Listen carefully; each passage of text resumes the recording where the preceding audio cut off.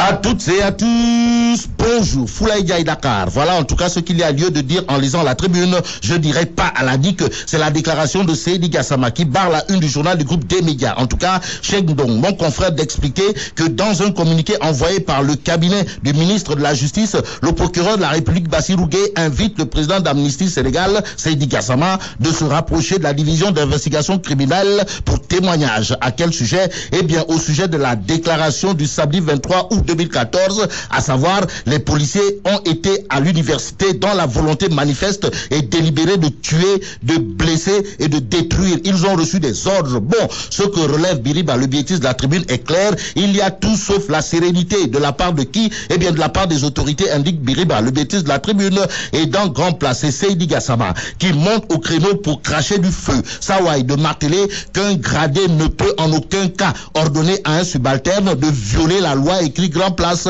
Restons avec le journal. Au sujet de l'affaire Bassirou Faye, qui nous apprend que Ndeketeyo, l'histoire du membre s'aggrave de torture d'étudiants des policiers du GMI épinglés pour acte de torture, écrit grand place dans ses colonnes. Ça veut dire quoi? Eh bien que l'enquête menée par la DIC relève des cas de torture très graves avec à la clé des vidéos amateurs et autres images prises lors de la répression sanglante de la manifestation des étudiants qui ont été réquisitionnés par les enquêteurs, nous livre grand place à Direct Info, qui au sujet des Yengu Yengel et autres Nyartu à l'UCAD rappelle tout simplement et tout bonnement que Nordouba Yonam, en tout cas 11 000 étudiants au front aujourd'hui pour réclamer leur bourse, nous apprend Direct Info, des bourses qui n'ont pas reçu depuis le début de l'année académique, précise Direct Info. L'info qui barre la une de l'As quotidien porte justement sur les tensions qui prévalent à l'UCAD. À ce sujet, Had Macky Sall manœuvre ferme. Voilà le titre qui barre la une de l'As quotidien. Il s'agit de quoi?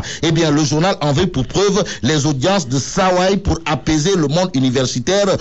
Pourrait parler de bêtises après la mort. En tout cas, le SAES exige et obtient une audience avec Gourmaren Faye, renseigne l'As quotidien, qui informe que du côté des étudiants, c'est le Djouli Goumbe. Conséquence, le problème d'interlocuteur se pose. Ce que pose la tribune comme question porte sur Demba, l'ami de Dupont, comprenez Baldé, l'ami de Karim. Bon, pourquoi? Eh bien, pourquoi Baldé fait peur? C'est ce que tient à savoir et faire savoir la tribune. En tout cas, au sujet de monsieur le maire de Ziguinchor, la CREI hésite entre le mandat de dépôt et le contrôle judiciaire. Et le Khelniar, la commission d'instruction de la CREI, selon Elan Ndiogou Cissé de la tribune, sur le cas Abdoulaye Baldé, a une explication. En tout cas, Baldé est défendu par un puissant, voire très puissant lobby, écrit la tribune, qui parle de marabout et de grosses pointures de la finance internationale. Qu'à cela ne tienne, Siwel quotidien informe que Demba, l'ami de Dupont, comprenez Baldé, l'ami de Carib, est reconvoqué ce matin à la CREI. Alors, quel sort pour Abdoulaye Baldé? Voilà l'interrogation, voire la très grande interrogation de Siwel quotidien. Le quotidien Libération, au même moment, indique que c'est le mandat de dépôt qui est réclamé contre Abdoulaye Baldé. Mandat de dépôt réclamé par qui? Eh bien, par Ali Oundao en personne, informe Libération. Le Populaire, pour sa part, reparle de la série d'exceptions qui fait traîner le procès Karim. Et là, c'est l'os de Morlam qui agace à plus d'un titre. Les avocats de l'État révèlent le journal du groupe Comset. Et pour la partie civile, ça suffit les exceptions, indique le Populaire. À la une de Grand Place, on peut lire procès de Karim.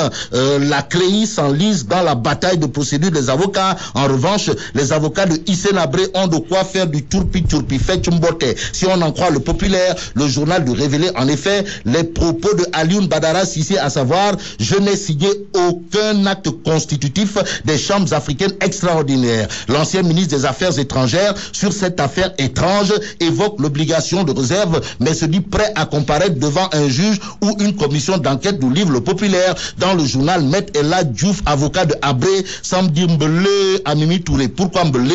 En tout cas, à mon confrère Barka Ismaba, le journal du groupe Comset, Maître Ella Diouf déclare: je remercie ABC d'avoir démasqué Aminata Touré. Et là, l'As quotidien, toujours à ce sujet, semble révéler que Ndeketeyo, les chambres africaines extraordinaires, c'est du Nyerou-Yébé. En atteste la sortie de Aliou Badara Cissé, ancien ministre des Affaires étrangères de son État, qui conforte Maître Ella Diouf et enfonce Mimi Touré, nous livre l'As quotidien. Intéressons-nous au journal Enquête, qui est avec Serigne Mboup, big boss de CCBM, l'homme de dire ce que Cheikh Amar m'a fait. En tout cas, au sujet de Cheikh Amar, Serigne Mboup rappelle dans le journal Enquête que Serigne Touba ne protège personne qui ne soit dans le droit chemin. Le chemin de Sud Quotidien nous mène dans l'univers des Djalgati et autres Kepkatoukès. En tout cas, au sujet du rapport de la Cour des comptes 2012 sur la SAR et entre autres, Sud Quotidien nous apprend qu'en réalité des réalités, les mauvaises pratiques persistent. En attendant, Siwel Quotidien titre hypothèque sur la Tabaski. Déjà,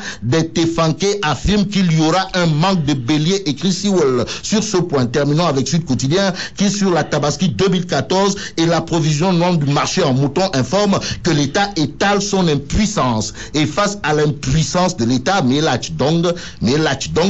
y a-t-il lieu de bander les muscles?